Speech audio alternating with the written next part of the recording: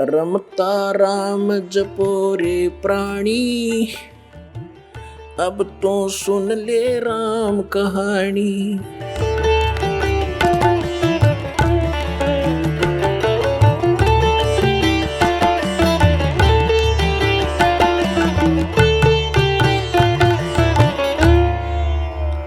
तुमरे विसारे क्या बने, मैं किसकी शरण में जाऊं। शिव ब्रंच मुनि नारदा, तिनके हृदय न समाऊं। परम पिता परमात्मा पूर्ण ब्रह्म सर्व सृष्टि के रचनहार कबीर देव कबीर परमेश्वर जी, ये हमारे परम पिता हैं, हमारे जनक हैं। हम सभी आत्माएं यहाँ काल के जाल में फंसे हुए हैं। इस काल के षड्यंत्र का पर्दाफाश करने के लिए स्वयं परमेश्वर ही यहाँ आते हैं। कबीर परमात्मा ये वही परम अक्षर ब्रह्म है जिसको वेदों में पूर्ण परमात्मा परम अक्षर ब्रह्म, गीता जी में जिसको उत्तम पुरुष तु अन्य परम अक्षर ब्रह्म कहा है। ये संसार रूपी वृक्ष के जड़ हैं, मूल हैं, अर्थात सर्व सृष्टि के वो पालनहार हैं। हम यहाँ काल के जाल में आकर फंस गए। यहाँ कोई भी प्राणी सुखी नहीं है।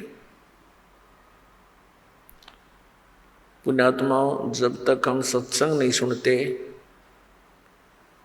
तब तक हम अपने प्रतिदिन के कर्म को उत्तम मानकर और अपने जीवन का लक्ष्य जानकर ही कर रहे होते हैं। जब हम सत्संग सुनते हैं, परमात्मा के विधान से परिचित होते हैं, अपने कर्तव्य कर्मों का हमें ज्ञान होता है, अकर्तव्य कर्मों का भी ज्ञान होता है। कौन से कर्म करने योग्य हैं, कौन से ना करने योग्य हैं, उनका भी ज्ञान हमें सत्संग से ही होता है।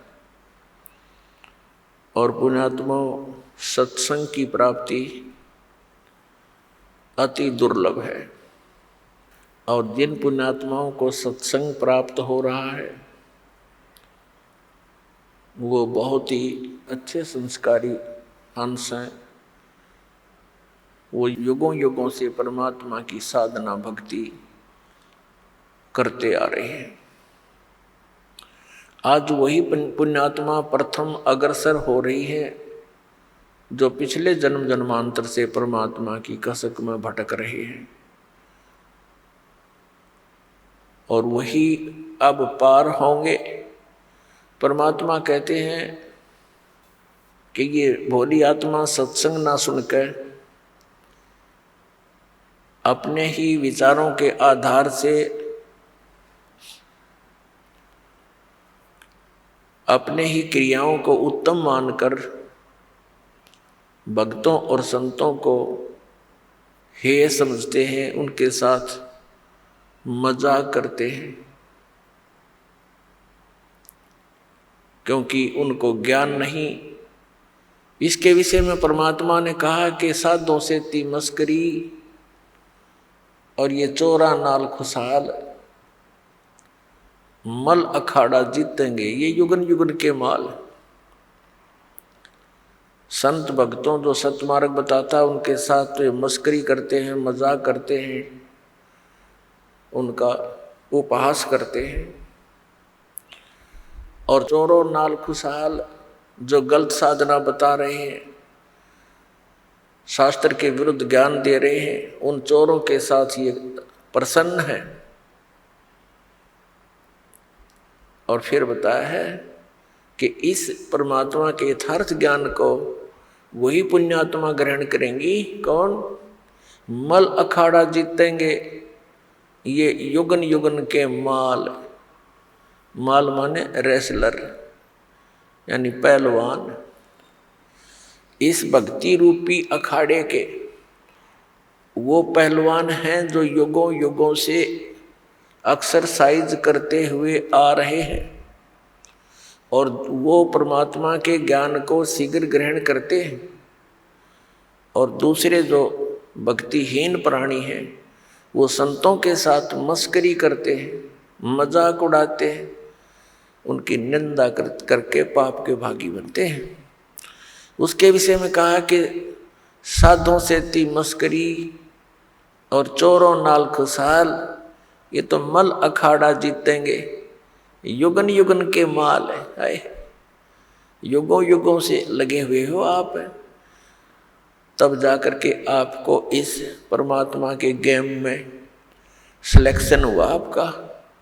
ये अंतिम मैच है ही अब के, जब तुम समझ गए इस ज्ञान को आप जी, तो अंतिम गेम है ही आपका और निकल जाओगे गंदे लोक से, सतलोक चले जाओगे, सदा के लिए सुखी हो जाओगे।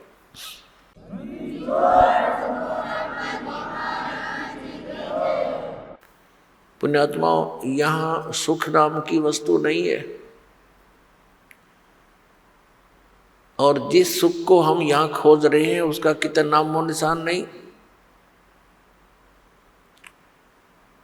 जिस कारण से अंत में ऋषि महर्षियों ने केवल सिद्धियों का सहारा लिया, एक दूसरे पर प्रभु बनकर, एक दूसरे से अधिक चमत्कारी बनकर वो यहाँ अपना भक्ति नाश करते रहे और जनता को अपने पीछे लगा कर उनका भी जीवन नाश कर गए। परमात्मा आते हैं, यथार्थ ज्ञान हमें बताते, लेकिन हम उसको स्वीकार नहीं करते। क्यों नहीं करते? क्योंकि हम शिक्षित नहीं थे। और जो व्यक्ति परमात्मा के मार्ग के मास्टर समझे जाते थे, ऋषि गुरु मंडलेश्वर आचार्य शंकराचार्य, वो भक्ति से अपरिचित थे, शास्त्रों से अपरिचित थे, अपनी मनमुखी साधनाएं हमें बताते रहे और हम उनको एक पहुंचे हुए महापुरुष परम धनी मानकर हम निसंशय होकर के उनके प्रत्येक वचन का पालन करते रहे। उन्होंने हमें कुछ भी ज्ञान दिया स्वीकार्य किया, क्योंकि हमें पता नहीं था और हम उनको एक विद्वान पुरुष मानते थे। जैसे कोई रोगी डॉक्टर के पास जाता है और उस डॉक्टर ने बहुत बड़ा बोर्ड लगा रखा है, तो फिर डॉक्टर जो भी औषधि देगा तो रोगी के सामने कोई शंका का तो प्रश्न उठता ही नहीं। जो डॉक्टर औषधि देता है, जैसे उसके खाने की विधि बताता है, तो रोगी को तो खाना ही होता है।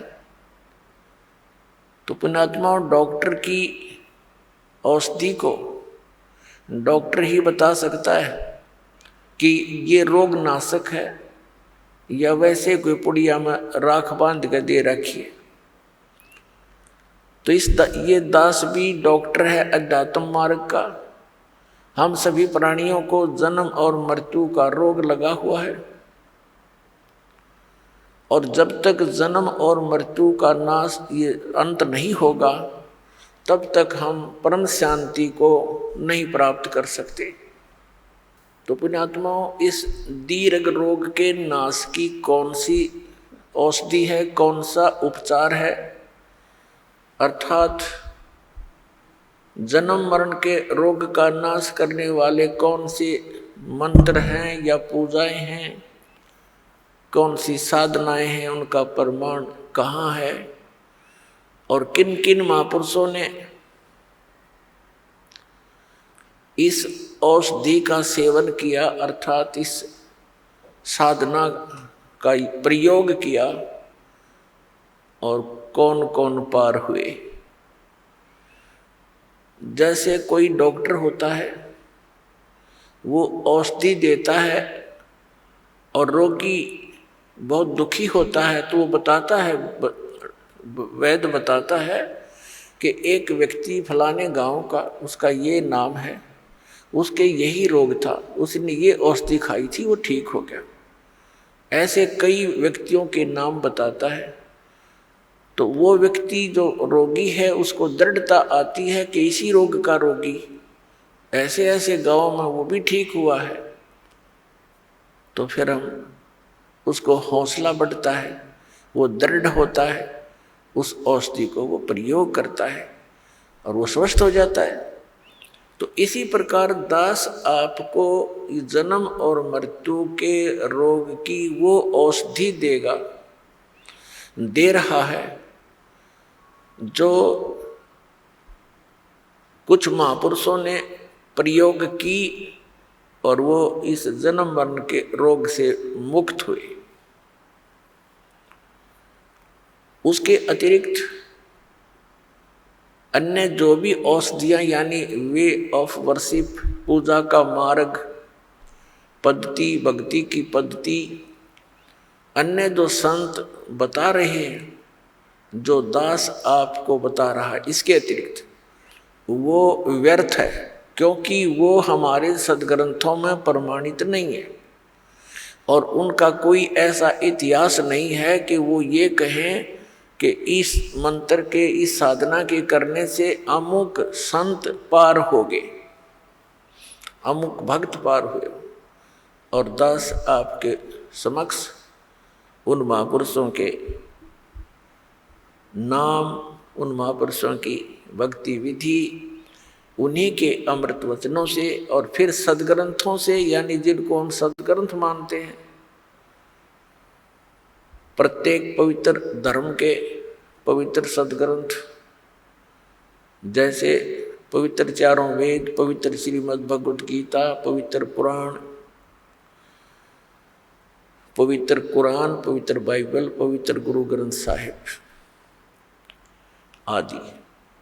आप सुन रहे थे जगत गुरु तत्वदर्शी संत रामपाल जी महाराज जी के मंगल प्रवचन। अधिक जानकारी के लिए विजिट कीजिए हमारी वेबसाइट www.jagatgururampalji.org। संत रामपाल जी महाराज जी के शुभ आशीर्वाद से पूरे विश्व भर में 500 से भी ज्यादा नाम दीक्षा केंद्र हैं, जिन पर संत रामपाल जी महाराज जी द्वारा ऑनलाइन निःशुल्क नाम दीक्षा दी जा रही है। अपने नजदीकी नाम दीक्षा केंद्र का पता करने के लिए संपर्क करें 8222880541।